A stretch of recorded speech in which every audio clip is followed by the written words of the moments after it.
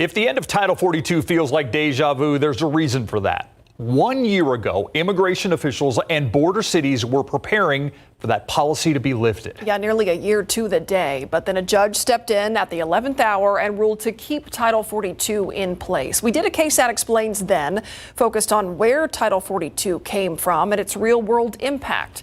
And we're bringing it back today. It started at the height of the pandemic, March of 2020, when the Trump administration enacted Title 42. But it's actually been on the books in America for nearly 80 years. It's part of the Public Health Service Act signed by FDR in 1944, toward the end of World War II. The intent of Title 42 was to suspend entries and imports from designated places to prevent the spread of communicable diseases. Tuberculosis was a big public health concern then. The Public Health Service Act also created the National Cancer Institute, but overall, not legislation that was considered major. It really had rarely been used and had never ever been used in the immigration context. Until 2020, that's when Title 42 was invoked to essentially suspend immigration at U.S. land borders. It meant that Customs and Border Protection did not have to process people who presented themselves at the border wanting to seek asylum. Instead, they're fingerprinted and expelled from the U.S. That's not the same as deportation. When someone is deported, they're barred from re-entering the country for a certain number of years. Expulsion doesn't carry that penalty.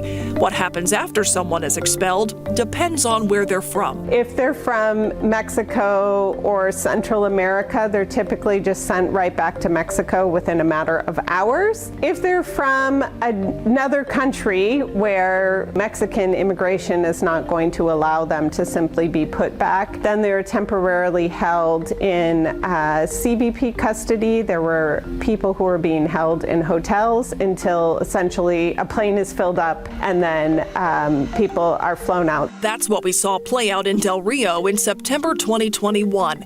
Nearly 16,000 migrants from Haiti crossed into the U.S. hoping to seek asylum, fleeing a country in upheaval after the assassination of the Haitian president and a devastating earthquake. It became a humanitarian crisis in Del Rio. Thousands of people living in makeshift shelters under a bridge with few supplies and resources. To make an asylum claim, you must be physically present in the U.S. You can't start the process online or even at a U.S. embassy.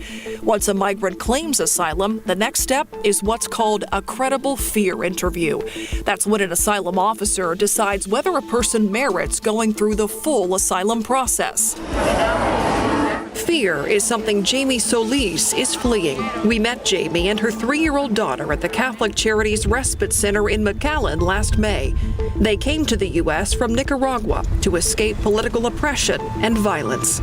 Y ahí es terrible, ahí está bien reprimido, no puedes decir nada porque ya te echan la policía. No puedes expresarte bien, tenés que andar siempre con ese miedo. She was one of the lucky ones who wasn't turned away. And then there's Yamari Gonzalez Vasquez from Cuba. What he fears, he says, is hunger in his home country. Si estamos pidiendo asilo para tener un mejor futuro, para un futuro para el bebé, para nosotros mismos también, que tenga todo lo que un cubano no puede tener. That is all that we've been advocating for, right? Allow people to apply for asylum. It doesn't mean they get to stay. It just means give them a chance to apply, and if they qualify, they get to stay. If they don't qualify, they may be deported.